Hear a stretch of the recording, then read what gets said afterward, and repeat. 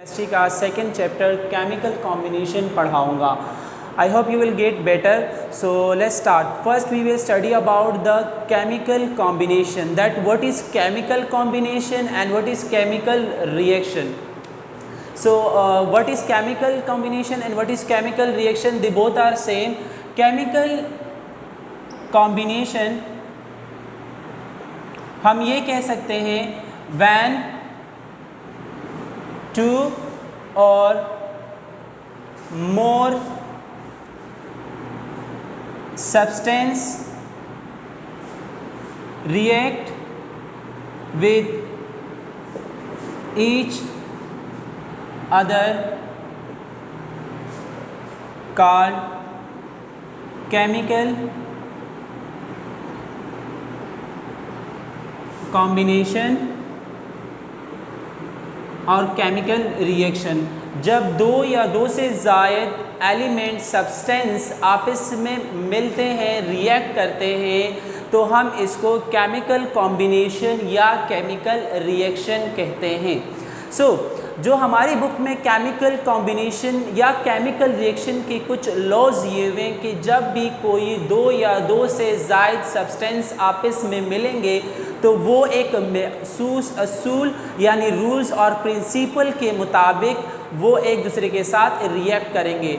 हम सबसे पहले उन लॉज की स्टडी करेंगे. तो सबसे पहले लॉ जो हमारे पास आता है वो है मेरे पास law of conservation of mass. Law of conservation of mass क्या कहता है? Law of conservation of mass Lavoisier ने पेश किया था सन 1785 में. तो उन्होंने इस लॉ में कहा था कि in a chemical reaction matter is not destroy और नॉट क्रिएटेड. यानी जब भी दो सब्सटेंस आपस में मिलेंगे तो वो ना ही पैदा होंगे और ना ही फना होंगे, बल्कि वो अपनी शक्ल सूरत दूसरे फॉर्म में, दूसरे किस्म में चेंज कर लेंगे. तो लॉ ऑफ कंजर्वेशन ऑफ मास आपके पास ये कहता है. फिर उसकी वेरिफिकेशन के लिए लैंडोल्फ जो है उन्होंने 15 डिफरेंट एलिमेंट के ऊपर एक्सपेरिमेंट किए. तो उन्होंने एक्सपेरिमेंट में से एक एक्सपेरिमेंट जो उन्होंने किया था वो एच ट्यूब शेप पे किया था, जिसको हम कहते हैं practical verification of law of conservation of मास. इस लॉ की वो प्रैक्टिकल वेरिफिकेशन है, बहुत इजी है हमारे पास. उन्होंने क्या किया था कि एक एच शेप ट्यूब लिया उन्होंने, एच शेप ट्यूब लिया उन्होंने. उस ट्यूब में उन्होंने दो अलग अलग सब्सटेंस पुट किए. उस ट्यूब में उन्होंने अब इस ट्यूब के दो लिम्ब है, इसको हम कहेंगे लिम्ब ए, दूसरे को हम बोलेंगे लिम्ब बी. लिम्ब ए में उसने लिया सिल्वर नाइट्रेट AgNO3, इसको हम कहते हैं सिल्वर नाइट्रेट. जबकि लिम्ब बी में उसने लिया HCl, जिसको हम कहते हैं हाइड्रोक्लोरिक एसिड. ये दो अलग अलग केमिकल, दो अलग अलग सब्सटेंस उन्होंने लिए इसमें. अब लिम्ब बी में जब AgCl रखा और लिम्ब ए में AgCl रखा, लिम्ब बी में HCl रखा, उन्होंने इसको सबसे पहले वेटेड किया. फॉर एग्जांपल इसका वेट किया, फिर इसका वेट किया, दोनों वेट को उसने नोट कर दिया. अब नोट करने के बाद इसको कम्प्लीटली सील कर दिया, ताकि अगर इसमें रिएक्शन हो इस ट्यूब में तो कोई भी मैटर, चाहे वो गैस हो, चाहे वो लिक्विड हो या सॉलिड हो, वो इससे बाहर ना जा सके. अगर गैस भी होता तो वो इसमें एक साइड पे चला जाता, लेकिन बाहर नहीं जा सकता. तो जब उन्होंने इन दोनों का रिएक्शन करवाया, यानी AgNO3 प्लस HCl का रिएक्शन करवाया, तो हमारे पास यहाँ पे जो सब्सटेंस बने वो बने AgCl, सिल्वर क्लोराइड बना, और उसके अलावा हमारे पास नाइट्रिक एसिड HNO3 बना, यानी नाइट्रिक एसिड. फिर जब ये दोनों एसिड हमारे पास क्रिएट हुए, फॉर्म हुए, उसके बाद उसने लैंडोल्फ ने किया क्या कि दोबारा उसका वेट लिया. जब दोबारा वेट लिया तो सेम वेट था। लाइक अगर 5 kg पहले था तो 5 kg उसके बाद भी था। तो उन्होंने ये कहा कि लॉ ऑफ कंजर्वेशन ऑफ मास, ये जो लॉ है जो लिवाइजर ने पेश किया है ये बिल्कुल करेक्ट है कि after the reaction and before the reaction matter will not destroy और नॉट क्रिएटेड। तो ये था आपके पास law of conservation of mass. So second जो हमारे पास रिएक्शन और सब्सटेंसेस रिएक्शन का जो लॉ है वो है हमारे पास law of constant composition. Law of constant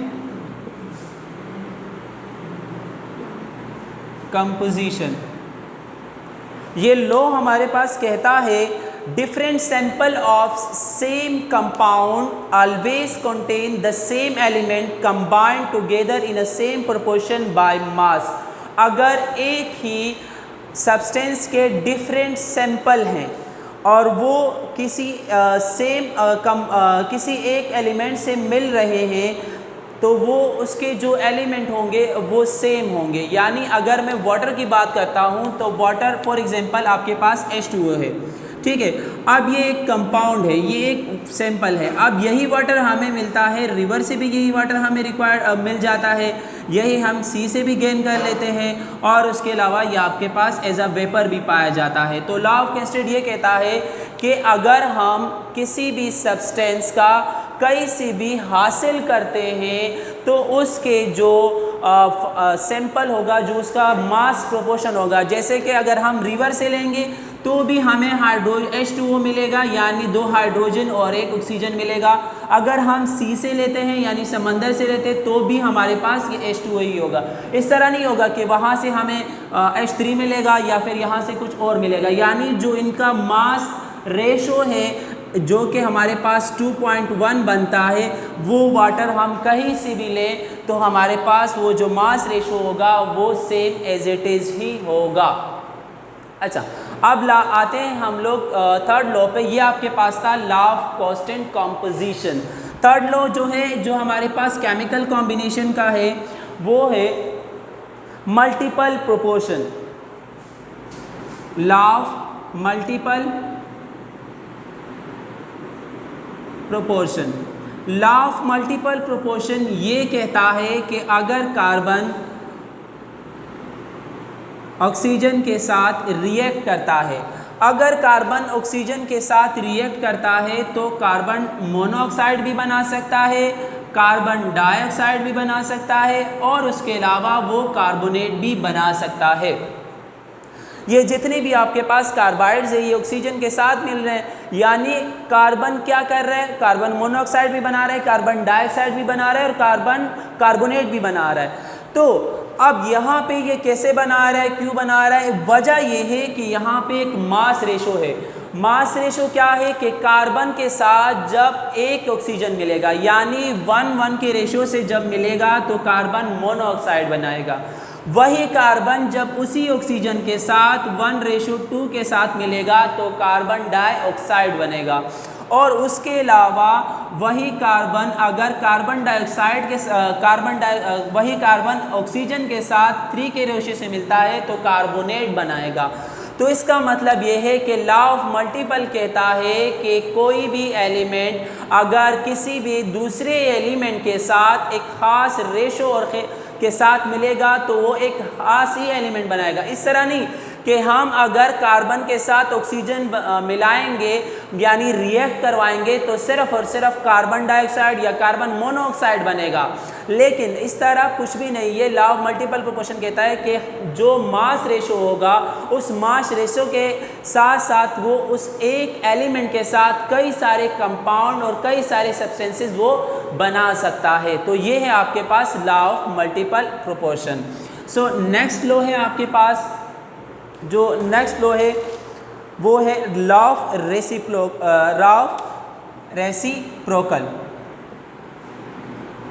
law of reciprocal proportion. Law of reciprocal ये कहता है कि अगर एक एलिमेंट दो अलग अलग एलिमेंट्स के साथ मिलता है तो वो एक ख़ास रेशियो के साथ मिलेगा, जो उस रेशियो के साथ मिलेगा जो दोनों में सेम होगा। दोबारा सुन लें कि अगर कोई भी एक एलिमेंट दो अलग अलग एलिमेंट के साथ मिलता है, रिएक्ट करता है, तो जब वो दो अलग अलग एलिमेंट के साथ मिलेगा तो उस रेशो से मिलेगा, यानी सेम रेशो से मिलेगा। जो अगर का जैसे मैं आपको अभी एग्जांपल समझाऊंगा। एग्जांपल आपके पास ये है कि अगर आप ऑक्सीजन की बात करें, हाइड्रोजन की बात करें, हाइड्रोजन यहाँ पे मैं 4 लिख देता हूँ, ठीक है। हाइड्रोजन 4 है, वो कार्बन के साथ मिलता है तो मीथेन बनाएगा। वही हाइड्रोजन अगर ऑक्सीजन के साथ मिलता है हाइड्रोजन, तो आपके पास यहाँ पे बनाएगा 2H2O। अच्छा, अब रेशो हाइड्रोजन का सेम है, रेशो हाइड्रोजन का सेम है। अब आपके पास क्या है, हाइड्रोजन का रेशो सेम है, क्योंकि ये इस एलिमेंट के साथ मिल रहा है तो भी उसके जो रेशो है वो 4 है, अगर इसके साथ मिल रहा है तो भी 4 है। अब जब ये दोनों आपस में मिलेंगे तो भी इनका रेशो सेम होगा। लाइक आपके पास क्या होगा, कार्बन मोनोऑक्साइड बनेगा। कार्बन 1:4 के साथ मिला था, ऑक्सीजन 1:4 के साथ मिला था, तो ये आपस में भी 1:1 के साथ मिलेंगे। जो रेशो इनका हाइड्रोजन के साथ था सेम एज इट इज़, ये रेशो जब ये दोनों आपस में रिएक्ट करेंगे तो वही रेशो इनका होगा।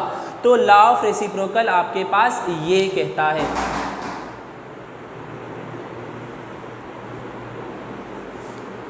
हो गया सर। सो अब मैं आपको बताऊंगा डिफिनेशंस। लॉज हमने पढ़ ली हैं, 4 लॉज मैंने आपको सिखा दिए हैं और उनकी डिफिनेशंस भी बता दिए और विद एग्जांपल्स। सो ये अब डिफिनेशंस है जो हमारे यूनिट नंबर 2 में मौजूद है। सो फर्स्ट डिफिनेशन है आपके पास एटॉमिक मास, जो कि हम क्लास 3-4 से पढ़ रहे हैं। एटॉमिक मास क्या है आपके पास, sum of number of proton and neutron, ये आपके पास कहलाता है। किसी भी एटम का एटॉमिक मास क्या होता है, sum of neutron and proton. Like अगर मैं सोडियम की बात करता हूँ तो उसमें आपके पास होते हैं 11 प्रोटॉन होते हैं और 12 आपके पास न्यूट्रॉन होते हैं। इनको हम लोग ऐड करेंगे तो हमारे पास 23 हो जाएगा। तो ये सोडियम का एटॉमिक मास है। सो अब आते हैं empirical formula. The simplest form of any formula, the simplest form of any formula of any compound is called empirical formula. किसी भी कंपाउंड की जो सिंपलेस्ट फॉर्म होगी उसको हम कहेंगे एम्पेरिकल फार्मूला। लाइक अगर मैं बात करता हूँ ग्लूकोज की, ठीक है, C6H12O6, अगर मैं इसका एम्पेरिकल फार्मूला का लिखूंगा तो एम्पेरिकल फार्मूला इसका होगा CH2O। ये इसका सिंपल फॉर्म है, यानी रेशो, हम जस्ट रेशो बताएंगे कि इनका रेशो ये है 1:2:1। ये हम जस्ट रेशो के बारे में बताएंगे, यानी जो फार्मूले की सिंपलेस्ट फॉर्म होगी उसको हम कहेंगे एम्पेरिकल फार्मूला। अब आते हैं मॉलिक्यूलर फार्मूले पे। तो molecular formula which show the exact number of element in formula, जो एग्जैक्ट नंबर बताए किसी भी फार्मूले में, उस को हम कहते हैं, उस फार्मूले को कहा जाता है मॉलिक्यूलर फार्मूला। यहाँ ऊपर आपके पास लिखा हुआ है, इसको हम मॉलिक्यूलर फार्मूला कहेंगे क्योंकि इसमें एग्जैक्ट नंबर बताए जा रहे हैं एटम के, कि कार्बन के 6 एटम हैं, हाइड्रोजन के 12 हैं और ऑक्सीजन के 6 एटम हैं। तो ये इस तरह के फार्मूलाज को हम कहते हैं मॉलिक्यूलर फार्मूला। अब हम आते हैं मोलर मास पे। मोलर मास क्या होता है, मोलर मास कि कोई भी मॉलिक्यूलर मास जिसको हम ग्राम में जाहिर करें, दोबारा सुन लें, कोई भी मॉलिक्यूलर मास जिसको हम ग्राम में जाहिर करें उसको हम कहेंगे कि ये मोलर मास है।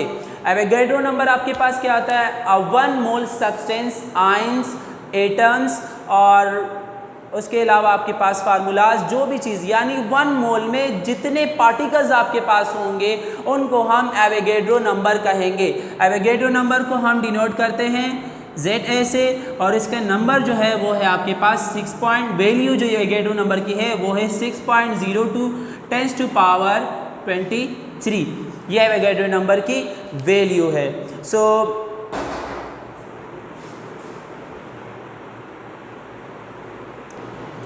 ये डिफिनेशंस थी आपके पास एवोगाड्रो नंबर तक। अब मैं देने जा रहा हूँ आपको हॉर्न टास्क। तो हॉर्न टास्क आपका ये है, राइट डाउन